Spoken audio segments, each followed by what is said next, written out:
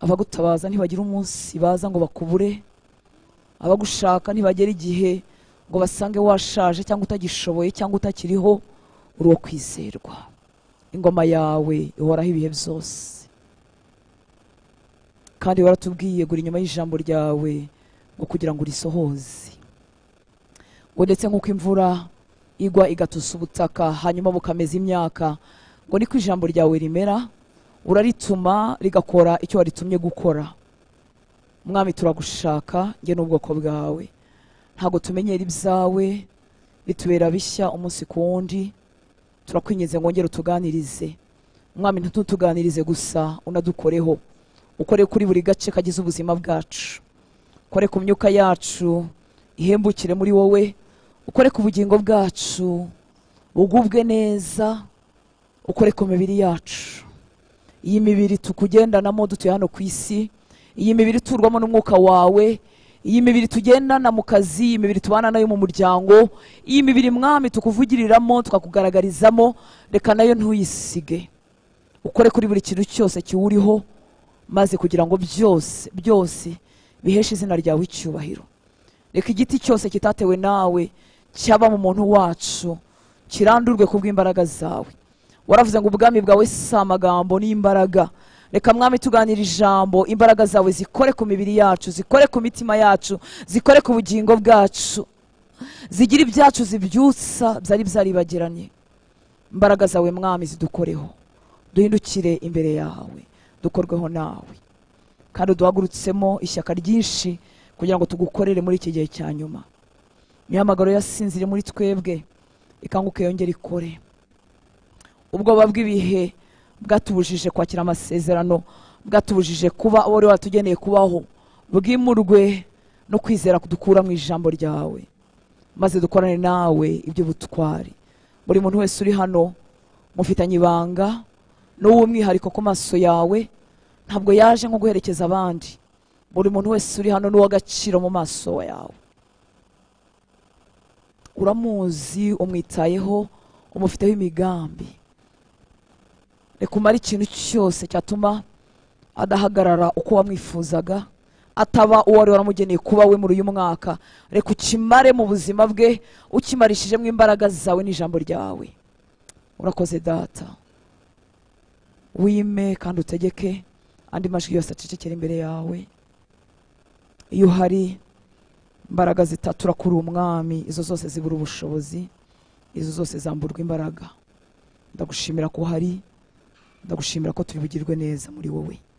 Icyubahiro cyose nikikugarukire, ni mu izina rya Yesu dusenze, amen. Umwami Yesu abaho umugisha, abagire neza. Haleluya.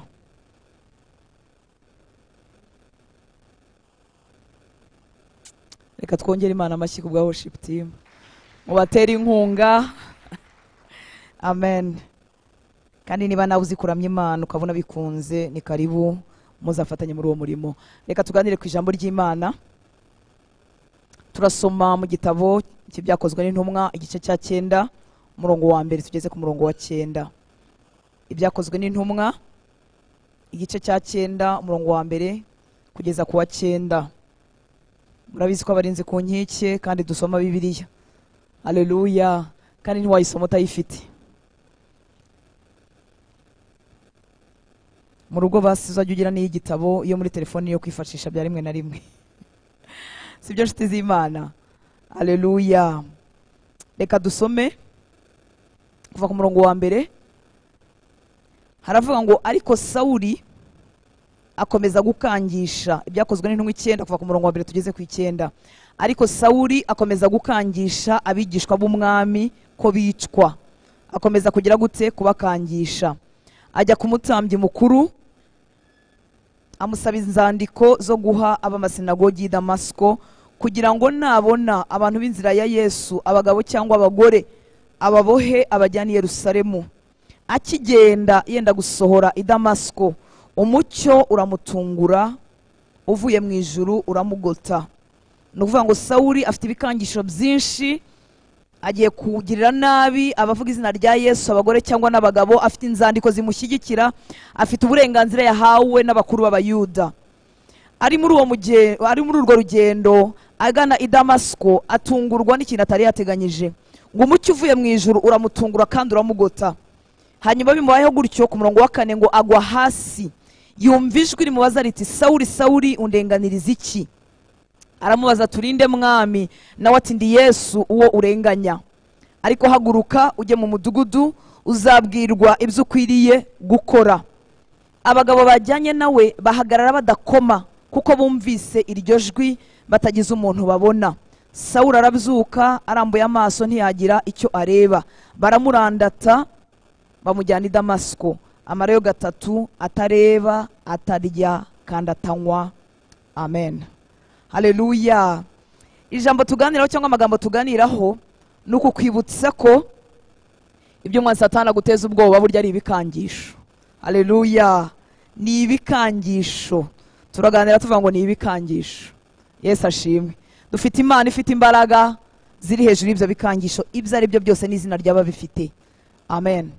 Sawuli ahagurutse afite ubutware, afite inzandiko zimushyigikira, afite uburenganzira busesuye. Ni ukuvuga ngo niyo yabuhawe n'abayobozi na mutambyi mukuru, cyangwa se nk'uko watumwa n'umuntu uyoboye icyo gihugu, reka ariko tubyita. Ni ukuvuga ngo afite ubutware, afite ubuyobozi yahawe, wenda tureka tukigeranye na leta. Yesu ashimwe. Haleluya. Mu yandi magambo, arashyigikiwe, arimo arabikorana umwete kandi arimo arabyihutamo. Imana yacu itugirire neza. Agiye agenda gukangisha. Umuntu ugiye gukangisha ntabwo aba agenda buhoro. Ni ukuvuga ngo afite imbaraga zose, arimo arabikorana umwete uvanze n'ubuhubutsi no guhitana buri muntu wese uvuga izina rya Yesu. Haleluya. Uwo muntu uhuye nawe bwa mbere, uwo muntu umwumvise bwa mbere, usomye inzandiko afite zimuhesha uburenganzira, wavuga uti uyu muntu aratumara aho bukera. Siko bimeze? Ariko nagira ngo ko byose ari ibiki? Ari ibikangisho. Haleluya. Hari izindi mbaraga zitagenwa n'abatambyi, zitagenwa n'abakuru b'abayuda, umuntu n'umwe adafiteho kontrole, zishobora guhagarika ibyo bikangisho. Haleluya. Sawuli ahaguruka n'uwo mwete wose, ashyigikiwe n'umutambyi mukuru. Ku murongo wa 3 ahura n'ikintu atari yiteze. Amena. Bibiliya yatubwiye ngo umucyo umutungura uvuye mu ijuru. Niwo mutunguye gusa, ahubwo waranamugose. Nuvuga ngo wa mugabo wari wuzuye ibikangisho, wari ufite imbaraga n'ubushizi bw'amanga, aragoswe. Mu mvugo y'ubu uriko bavuga, baravuga ngo umuntu yagize gute? Sawuli nawe agize gute? Aragoswe. Umucyo uramutunguye. Ni ukuvuga ngo afite plan y'urwo rugendo. Hari n'abandi benshi yari yaricishije, hari n'ibindi bikorwa byinshi yari yarakoze. Yarazi ko n'icyo gikorwa agiye gukora i Damasiko kiri bucemo. Atungurwa n'umucyo uvuye mu ijuru. Ntiwamutungura gusa, urangije uramugota.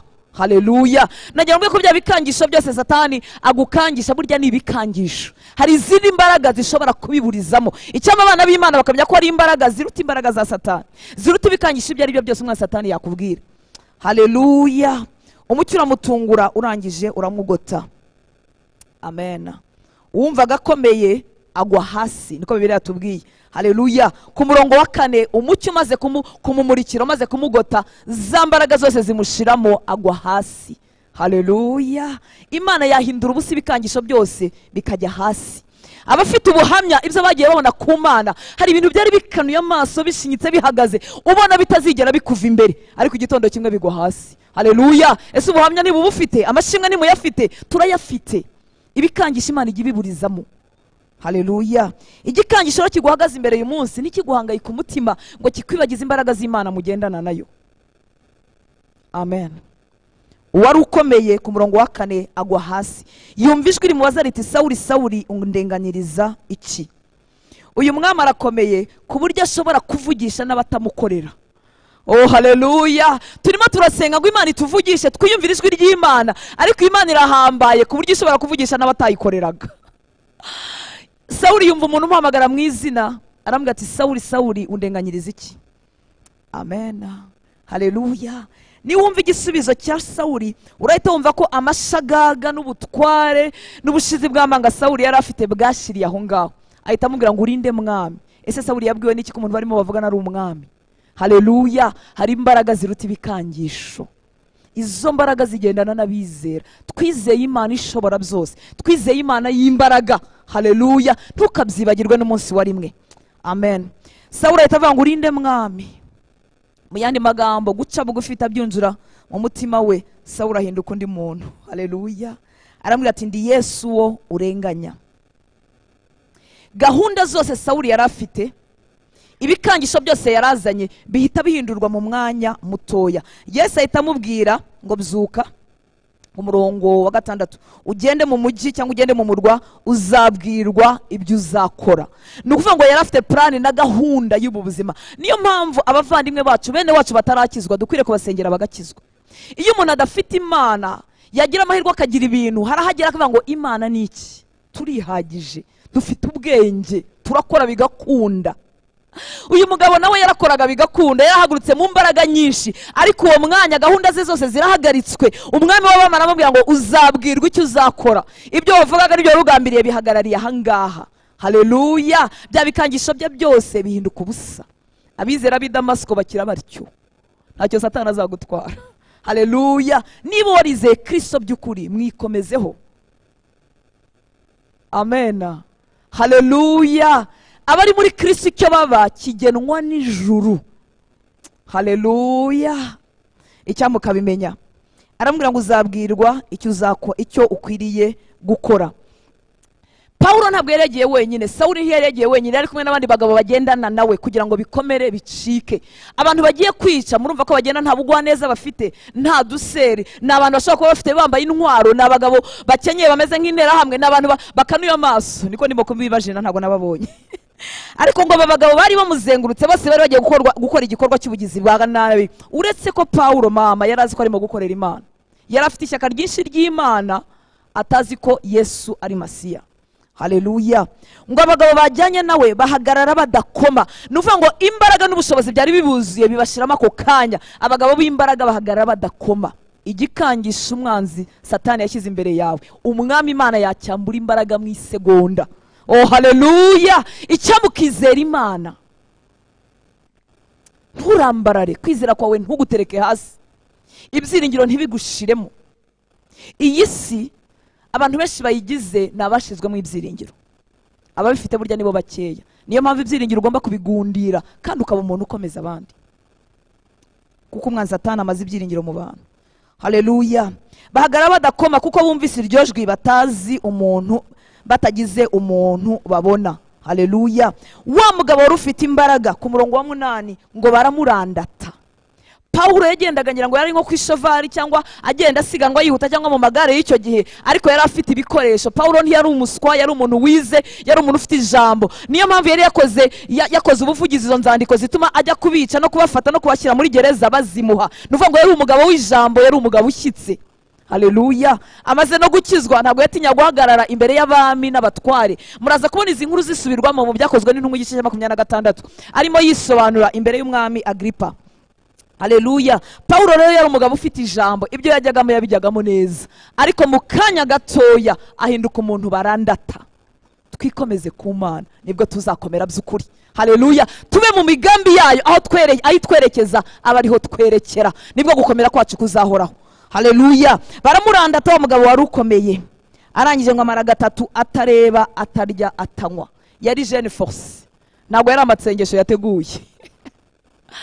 Oh haleluya. Ndagira ngo ubwire umutima wawe n'ubwenge bwawe ko ibyo bintu byose umwanzi Satani ahagaritse imbere yawe ari ibikangisho. Ibikangisho burya ntabwo biba ari realite. Ni ikintu umuntu afata akagisiga irindi rangi, akakibyibushya, akacyambika imbaraga, kikagenda kikadutera ubwoba. Icyo cyitwa igikangisho. Amen. Haleluya. Paulo arimo asubiramo iyi nkuru mu byakozwe n'intumwa 26:14, yabivuze mu magambo atangaje. Yaravuze ngo twese twikubita hasi. Bari barimo kumubaza iby'uwo mwami Yesu asigaye avuga, bamubaza impamvu abivuga, arimo yisobanura, bamubwira tega nanjye si njyewe, naragendaga mfite gahunda, ngiye gufata abizera b'i Damasiko, mpura n'umucyo mu nzira urangota. None uko bisobanura ku murongo wa 14, aravuga ngo twese twikubita hasi, numva ijwi rimbwira mu Ruheburayo riti, Sawuli Sawuli undenganiriza iki? Iryo jwi Sawuli yongeyeho aravuga ngo ryamubwiye ngo biragukomere gutera imigeri ku mihunda. Niko Bibiliya yera niryo jambo yakoresheje. Ni nkaho byabwiye Sawuli ngo biragukomereye kurwanya ikintu gikomeye kikurusha imbaraga. Oh haleluya. Bibiliya ijambo ry'Imana ryakoresheje umugani w'ikinyarwanda. Bageze ku gutera imigeri ku mihunda, bavuze ngo nta nduru irwana n'ingoma. Induru irwana n'ingoma benshi turabanyamujyi ntabwo tuzi icyo bivuga. induru irwana n'ingoma ni nk'aho umuntu ufite amagambo gusa agiye kurwana n'umuntu ufite power, ufite pouvoir. Murumva haraho byagera se? Ni nk'aho umuntu uvuga gusa agiye kurwana n'umuntu ufite ingabo. Nicyo kigereranyo Yesu yahaye Pawulo. Yambwiye ati Pawulo uroroheje cyane, ubu bwami urimo urwanya, uyu mugabo urimo urwanya arakomeye cyane, ni nko gutera umugeri ku mihunda, ku kintu gisongoye. Bibiliya y'Abakatolika yitwa Bibiliya ntagatifu yavuze ngo biragukomereye kwishita ku rubambo. Urubambo muraruzi? Ni igiti basongoye hejuru, sibyo ra? Yesu asubiza Pawulo abwira Sawuli, arambwira ati Sawuli kundwanya ni nk'umuntu wifashe n'umubiri usanzwe akajya kwijomba ku giti, uri bubabare nindi, igiti gisongoye uri bubabare nindi. Kurwanya ubu bwami no kwihemukira. Haleluya! Umugabo ugendana natwe yuzuye imbaraga, arashoboye. Niyo mpamvu ubwoko bw'Imana dukwiriye kuba muri we neza, kuko iyo tubaye muri we neza nta kintu Satani adutwara. Oh haleluya! Yadutera impande n'impande ariko ntiyatubasha. Atubasha ryari? Yo hagize icye asanga muri twebwe. Haleluya! Umwami w'abami avugira mu ijuru atarinze kumanuka. Umucyo wonyine n'ijwi nibyo byanyeganyije umugabo w'intwari witwa Pawulo. Arambwira ati Pawulo urimo urakina, bari abantu urwanya ntuzabaribo, ibi bintu urwanya ntuzabishobora. Imana yacu tugirire neza. Haleluya! Uyu ni Pawulo arimo kubibwira umwami Agripa, amubwira ati nanjye nuko byangendekeye. Pawulo yabaye undi, amahane, amashagaga, ibintu byose yarahagurukanye birangira mu mwanya umwe. Mureke twiringiriye Imana kuko ifite imbaraga. Haleluya! Ibikangisho byazima mu isegonda. Amen. Haleluya! Haleluya! Iyo wenda kugira ubuhamya buzima, iyo wenda kugira ishimwe ridatokowe, umwanzi Satani ahagurutse ibikangisho byinshi. Ishimwe ridatokowe ni iki? Ubuhamya bwuzuye n'ubuki, ni hahandi uca mu kigeragezo ntuzageraho ushyira ngo nageze aho ndacogora mbivamo.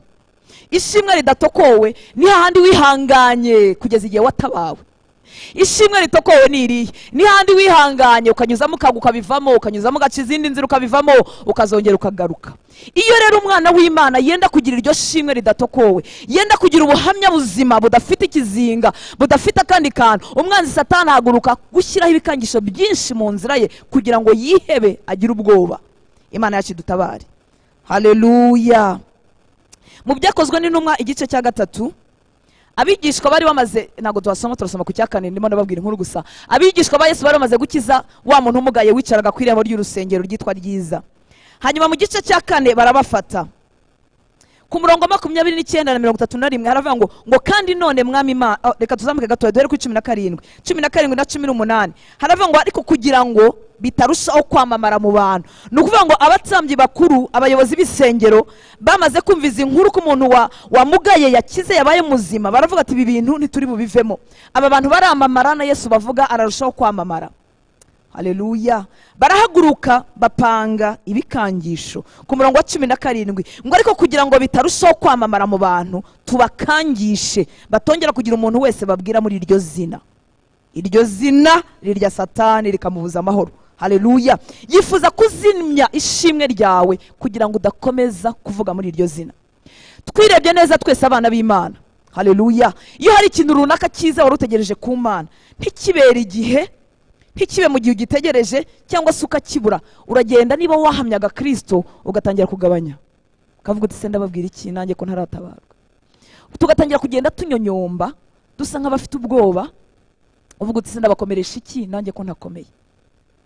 Nuvuga ngo Satani arwanya ishimwe ry'abana b'Imana, arwanya ubutabazi bwabo. Barimo baravuga, barimo barigira inama ngo mureke tubakangishe kugira ngo badakomeza kuvuga muri iri zina. Ngo barongera barahamagara ku murongo wa 18 barabategeka ngo bareke rwose kuvuga cyangwa kwigisha mu izina rya Yesu. Yo, Imana itugirira ubuntu. Haleluya! Inkuru nziza aha ngaha nuko abigishwa bari bazi umuti w'ibikangisho. Amen. Usomye gato yo kuva ku murongo wa 24 kumanuka, Bibiliya irambwira ngo bahuza umutima bajya hamwe barasenga. Umuti w'ibikangisho nta kindi n'ukwiyegeranya ugahamagara Imana. Haleluya! Hanyuma igikangisho kikayenga ureba. ngo bajya hamwe barasenga kuva ku murongo wa 24 muze kuhasoma kuri 29 tugeze kuri 31 ngo kandi none mwami Imana iri ni isengesho barimo basenga guhera kuri 24 ntibahise bavuga amakuru y'ibikangisho babanze kuvuga Imana n'amasezerano yayo baravuga ngo Mana wavuze ibi nibi wavuze ibi nibi wakoze ibi nibi bageze kuri 29 baravuga ngo kandi none mwami Imana reba ibikangisho byabo uhe abagaragu bawe kuvuga ijambo ryawe bashize amanga rwose ukiramburira ukuboko kwawe kugira ngo gukize gukore n'ibimenyetso n'ibitangaza mu izina ry'umugaragu wawe wera Yesu. Bamaze gusenga aho bari bateraniye haba umushyitsi bose buzuza umwuka wera bavuga ijambo ry'Imana bashize amanga. Haleluya. Impamvu Satani abyibushya ibikangisho nuko aziko bizimya imbaraga z'Imana muri wowe, ariko nusenga uzagwiza imbaraga nk'ababigishwa. Ngo bamaze gusenga umwuka w'Imana arabamanukira bagira imbaraga nyinshi bahita bakomeza kuvuga ubutumwa bwiza bashize amanga. Ibikangisho ntibyakongera kubakanga. Haleluya. Ikibazo si ugukomera kw'igikangisho Satani ashyize imbere yawe. Buryo icyo yashyize imbere yawe hari n'abandi bihumbi yagishyize imbere. Waruziko ari cyawe wenyine? Nabwo ari cyawe wenyine, ni rusange mu bantu. Igituma tukibasha nuko bamwe bama mu mwanya nkuriya mwanya ntumwa zabayemo bakagwiza imbaraga bagasohokana ubushizi bw'amanga. Abandi Satani akabihererana bakiheba bakarambarara burundu, bya byinyiro twavugaga bikabashiramo. Imana itugirira ubuntu. Haleluya. Ishimwe ryawe ubuhamya bwawe ni ikibazo ikuzimu, ni ikibazo kuri Satani. Satani ntiyifuza ko ugira ubuhamya hejuru y'ubundi, ugira ishimwe hejuru y'irindi. Haleluya. Niyo mpamvu agwiza ibikangisho kugira ngo nugira ubuhamya ugira ikindi kintu kibuzimya nyuma y'ukwezi. Nugira ishimwe mu mwaka wa 2018 2019 amashimwe azaba yaragukamutsemo. Ishimwe kuri twebwe ni igikoresho gikomeye mu bwami bw'Imana. Niyo mpamvu Satani agihagurukira yivuye inyuma. Haleluya. Nusoma mu butumwa bwiza bwanditswe na Yohana igice cya 12, reka dusome umurongo wa 9 kugeza ku murongo wa 11. Cyangwa reka mpavuge gusa. Okay, reka masome. Haravuga ngo abantu benshi b'Abayuda bamenya ko ahari baraza. Bari bamenye ko Yesu ahari. Icyo akora si kubwa Yesu gusa, ahubwo no kugira ngo barebe na Lazaro yazuye. Nuko abatambyi bakuru bajya inama yo kwica Lazaro nawe, kuko Abayuda benshi bavagamo kubwe bakizera Yesu. Iryo shimwe icyo gitangaza Yesu yakoze muri uriya muryango wo kwa Lazaro cyaryaga kuzimu. Haleluya. Ntabwo bari bagiye kwica Lazaro kubera ko Lazaro hari ikintu yabahemukiyemo. Bifuzaga ko iryo shimwe rizima, bifuzaga gusibanganya icyo kimenyetso, bifuzaga gusibanganya ubwo buhamya, ngo kuko Abayuda benshi bavagamo bagakurikira Yesu kubw'igitangaza. Ishimwe ryawe ni iry'agaciro mu maso y'Imana, ubuhamya bwawe ni ubw'agaciro mu maso y'Imana, buzakomeza abandi bera benshi. Ntiwemere gucogora, ntiwemere ko igikangisho kiguherana. Haleluya. Bari bazanywe no kutareba Yesu gusa, bari bazanywe no kongera kugira ngo Lazaro bamwice. Ubuhamya buburijwemo. Kado Yesu icyubahiro. Haleluya. Birya ni ibikangisho, ntabwo Satani yakubasha wikomeje kuri Kristo. Amen. Haleluya. Satani nta mbaraga afite zo gutera abantu bari maso. Buri gihe atera abantu barangaye cyangwa basinziriye. Umuntu urinda ko abantu basinzira kugira ngo atere. Umuntu urinda ko abantu barangara kugira ngo atere nuko badafite imbaraga. Burya afite imbaraga yaza mu gahangana. Sibyo nshuti z'Imana. Haleluya. Urwandiko rwa mbere rwa Petero igice cya 5 umurongo wa 8. Haravuga ngo mwirinde ibisindisha. Iyo bavuga ibisindisha ntabwo ari vino gusa na rikeri gusa, ni ibintu byose bihuza umuntu akarangara. Ariko n'izo ngizo nazo zirimo. Ngo mwirinde ibisindisha, mube maso. Mube maso. Kuko umurezi wanyu Satani azerera nk'intare yivuga ashaka uwo aconcomera. Mwirinde ibisindisha, mube maso. Kuko umurezi wanyu Satani azerera nk'intare yivuga ashaka uwo aconcomera. Nuvuga ngo kugira ngo agire umuntu amira, atwara, amira bunguri, nuko uwo muntu aba atagize gute, atari maso, nuko uwo muntu aba asinziriye. Uwo muntu rero urinda gutera abantu basinziriye, imbaraga ze zirabarirwa ku ntoki. Muranyumva nshuti z'Imana? Haleluya. Icyamukanyumva. Iyo turebye muri Bibiliya handi havuga ngo urukungu n'amasaka, ngo babaza shebuja ngo se byagenze bite ko wari warateye imbuto nziza, imbuto mbi yaturutse hehe? Bibiliya irasubiza ikavuga ngo ninjoro abantu basinziriye umwanzi yaraje agira gute, abiba imbuto. Satani nta mbaraga akurusha, icyo akora gusa nuko gufatira mu bitotsi byawe. haguruka ube maso. Haleluya. ubu umuntu usenga, ubu umuntu wirinda, ubu umuntu ubana n'Imana iteka, ntabwo azakubasha. Kirya cyuho yaduciyemo, kirya cyuho yaguciyemo nuko haragaye k'ibitotsi, nuko haragaye ko kurambarara. Ngo basinziriye umwanzi arazatera imbuto mbi, basinziriye umwanzi azana icyago, basinziriye umwanzi azana ubukene, umwanzi azana uburwayi, umwanzi atera imbuto mbi dusinziriye. Ariko ntabwo yadutinyuka, turi maso. Imana yacu tugire neza. Haleluya. Ni wubaha Imana ukikomeza ku Mana, uyu mwanzi Satani ntabwo azakubasha. Iyo turebye mu rwandiko rwa Yakobo igice cya 4:7 haravuga ngo nuko rero, Yakobo 4:7, nuko rero mugandukira Imana ariko murwanye Satani nawe azabahunga.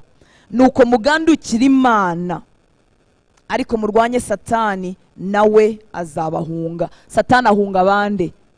Ahunga abantu bagandukiye Imana. Abantu bubashye Imana, Satani nta mbaraga afite zo kubahagarara imbere. Byose ni ibiki? Ni ibikangisho. Haleluya.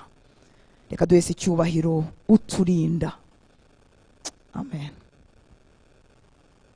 Ibikangisho bituma umuntu atagera mu masezerano, bituma umuntu atagera muri Kanani ye, bituma umuntu atarindira gusozwa kw'amasezerano, bituma umuntu abaho nabi agenzwe n'ubwoba. Bwa bwoko bw'Imana bwavuye muri Egiputa bugana i Kanani, bari barabwiwe ibintu bimwe, bari barabonye imirimo y'Imana kimwe, ariko bageze hafi y'i Kanani Mose yohereza abatasi babandi 10 bagiye tutajya dufata mu mutwe amazina yabo, na Yosuwa na Kalebu. Haleluya.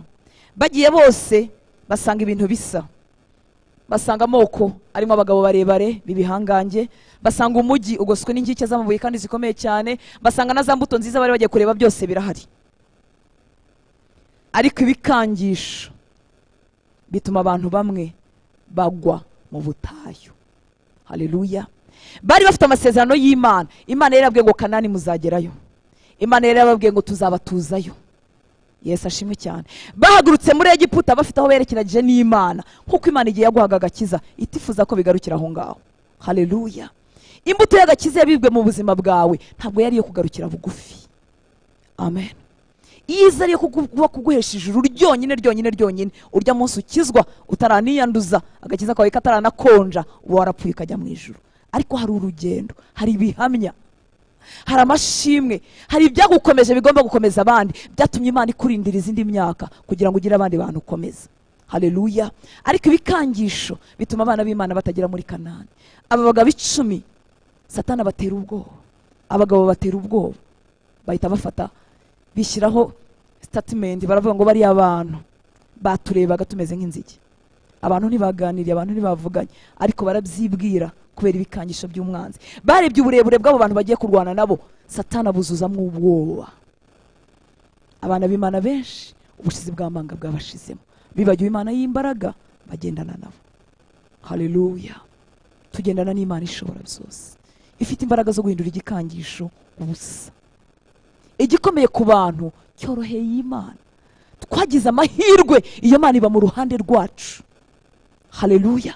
Yarivuye ngo sibwo ndi mu ruhande rwanyu, mubisha wanyu ninde? Nagaragare. Ninde wababuranya? Ninde watsindisha intore zanjye kandi mpari kugira ngo nziburanire?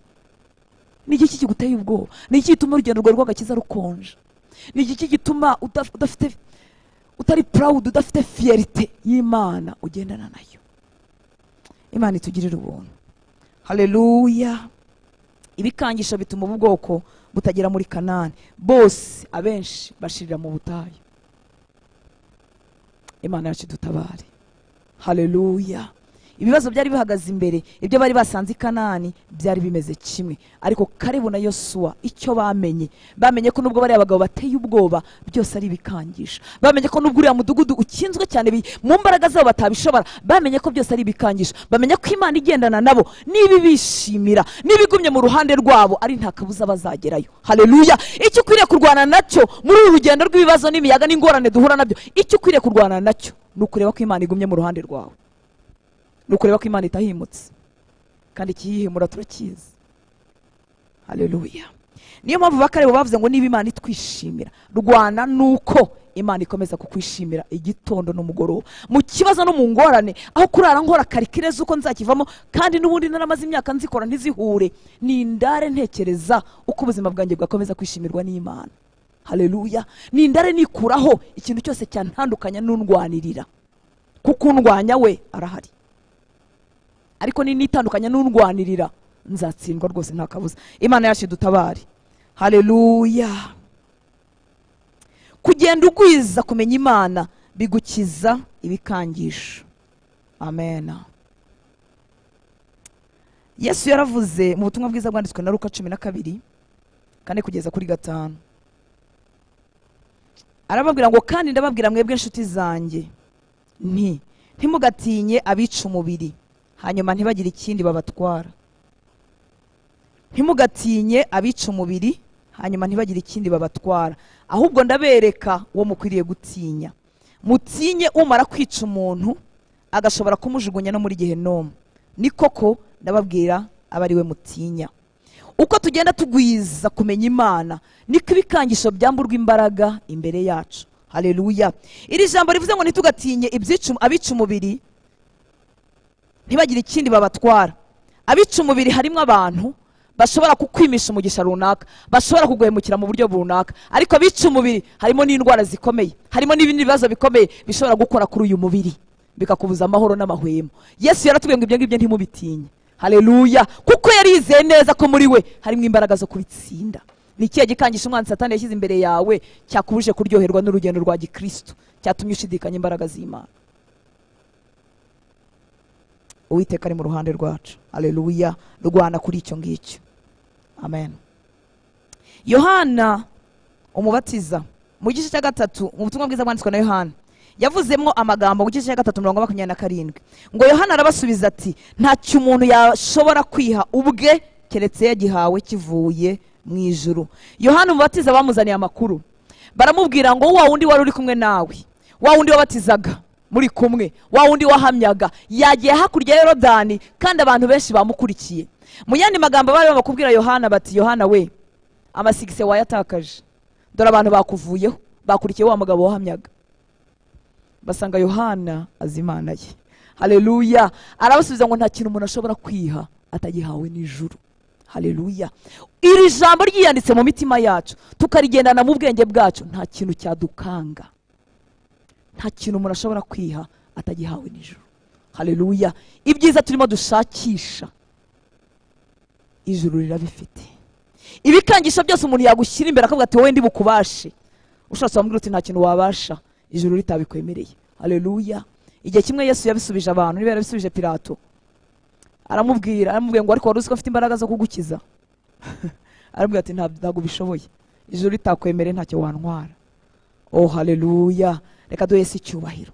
Byose ni ibikangisho, wigira ikintu kigutera ubwoba, ijuru ritabyemeye ntacyo waba. Ubwo ijuru rero rifite ijambo rya nyuma bari ryo wikomezaho. Rinda ko nta kintu kigutandukanya naryo, rinda ko nta kintu kitambika hagati y'ubusabane ufitanye naryo. Haleluya. Akazi n'amahirwe n'ibindi byose dutegereje rizabidukorera, ariko rinda he kubaho ikintu kibangama kijya hagati yawe naryo. Imana yacu tugirire neza. Amen. Haleluya. Mu bikangisho umwanza kuzengurukije ndi hatitide y'umutima wawe. Ibikangisho biriho kandi hari igihe biba bigaragara, hari igihe Satani abyambika umubiri bigasa n'ibifatika rwose, ndetse bikanaturya tukabyumva, bikatubabaza tukabyumva, bikaturiza tukabyumva. Ariko nubwo byaturiza nubwo byatugeraho, abana b'Imana hari attitude ebyiri, hari amahitamo abiri, hari imyitwarire ibiri bahitamo. Haleluya. Hari amagambo amwe Yesu yashubije igihe bamutumagaho ngo inshuti ya Lazaro irarwaye, mu butumwa bwiza bwanditswe na Yohana 11:4 ngo Yesu abyumvise aravuga ati iyo ndwara si yo kumwica, ahubwo niyo guhimbarisha Imana no gutuma umwana w'Imana ahimbazwa. Reka nkubwire inshuti y'Imana, igikangisho kiramutse kikugezeho, Satani akacyambika umubiri kigafatika, kikakubabaza, kikakuriza, reka mu mutima wawe uhitemo gushyira mu iri jambo. Haleluya. Uvuge ngo cyaje cyangezeho ariko si cyo kunyica, nicyo gutuma izina ry'Imana rihimbazwa, kuko nyuma ya buri kibazo ku mwana w'Imana hari ubuhamya. Haleluya, hari amashimwe. Mu by'Imana yateganyirije ku bana b'Imana ntibijya birangirira hasi, birangira batabawe. Haleluya, birangira mu mashimwe. Amen. Iri jambo ry'Imana riba mu Baroma 8:28 riba ku bantu bari mu ruhande rw'Imana. Haravuga ngo kandi tuzi yuko kubakunda Imana byose bifataniriza hamwe kubazanira ibyiza, ari bo bahamagawe nk'uko yabigambiriye. Habwo duhera ku kantu ko hagati tukavuga ngo byose bifatanyiriza hamwe kutuzanira ibyiza, ariko ni bande bifatanyiriza hamwe kubazanira ibyiza? Nabagize gute? Nabakunda Imana, nabagundiriye ubusabane bafitanye n'ijuru. Haleluya. Niyo mpamvu ari cyo ukwiriye kurwanaho kuruta ibindi bintu byose.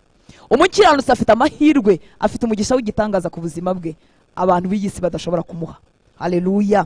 Ngo kandi tuzi ko kubakunda Imana byose bifatanyiriza hamwe kubazanira ibyiza, ari bo bahamagaye nk'uko yabigambiriye. Ni ibihe bikangisha umwanzi Satani ashyize imbere yawe? Ndagira ngo ubwire umutima wawe, ubwire n'ubwenge bwawe, ububwire ngo byose kubakunda Imana bifatanyiriza hamwe kubazanira ibyiza. Birandiza uyu munsi ariko ntegereje ibyiza bizabivamo. Haleluya. Birambabaje uyu munsi, binyambuye icyubahiro uyu munsi, binyambuye ishema. Hari ahantu numva ntaca kuko bintesheje isoni, bimpaye ikimwaro, ariko kubakunda Imana byose bifatanyiriza hamwe kubazanira ibyiza. Hanyuma umutima wawe urindire kubona Imana mu ruhande rwawe. Reka tumuhe icyubahiro. Haleluya. Byose ni ibiki? Ni ibikangisho. Uko Sawuli yarahagurukanye ibikangisho byinshi n'imbaraga nyinshi, bikamburwa imbaraga mu isegonda imwe, niko igikangisho cyose umwanzi Satani ateretse imbere yawe cyakwamburwa ubutware mu isegonda imwe. Umwami Yesu abaho umugisha. Reka duhaguruke dusenga Imana.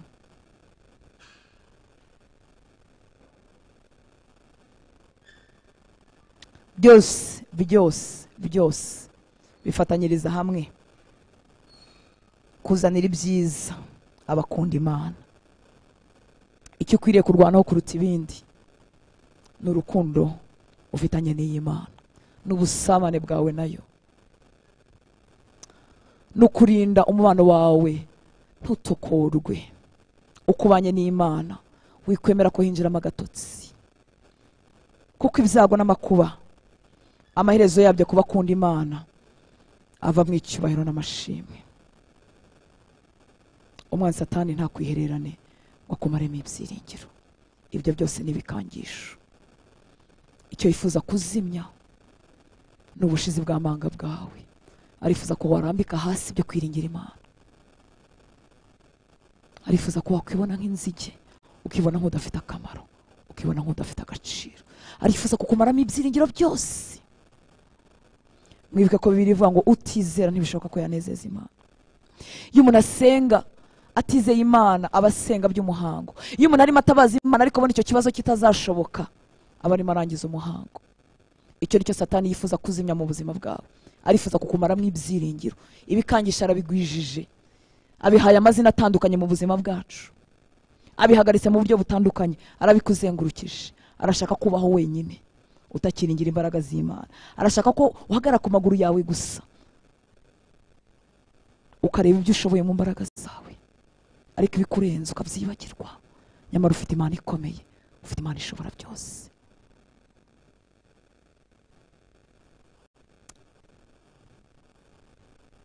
Ntiwemere ko igikangisho kikuzimya. Uyu mwanzi ugutera, icyo yakoresha icyo ari cyo cyose, abo yakoresha bari bo bose, nta mbaraga bafite zo kugufata no kuguherana igihe cyose uri maso.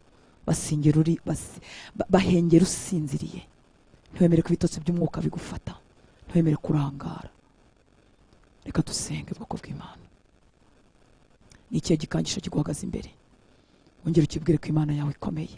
Wongere ukibwire ko Imana yawe ifite imbaraga. Wongere ukibwire ko atari wowe wa mbere ugiciyemo. Wongere ukibwire ko Imana yawe itabara.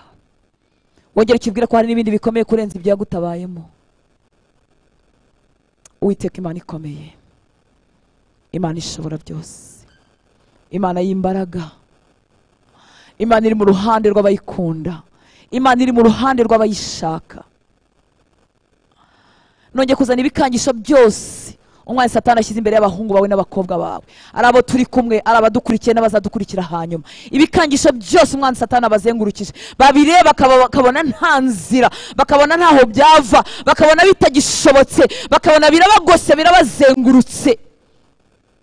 Reka uyu mugoroba ijwi ryawe ryongere rivugane n'imitima yabo, ribibutsa ko ari ibikangisho gusa.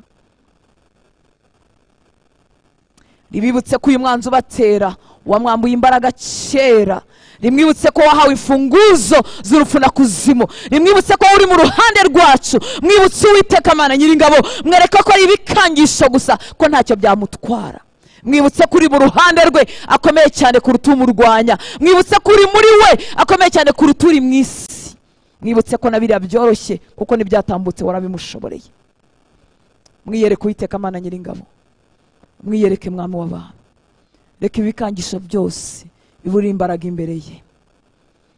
Niyongere yuzure kwizera, yongere yuzure ibyiringiro kugeza umunsi azakandagira muri Kanani ye, kugeza umunsi azakikira amasezerano yo. Reka ntazacire hagati urugendo, reka ntazamnamukire hagati, kuko hari ibyiza umutegerereje hariya hakurya. Hari ibyiza umubikiye Mwami. Ibidashobokera abana b'abantu imbere yawe birashoboka, biracyashoboka.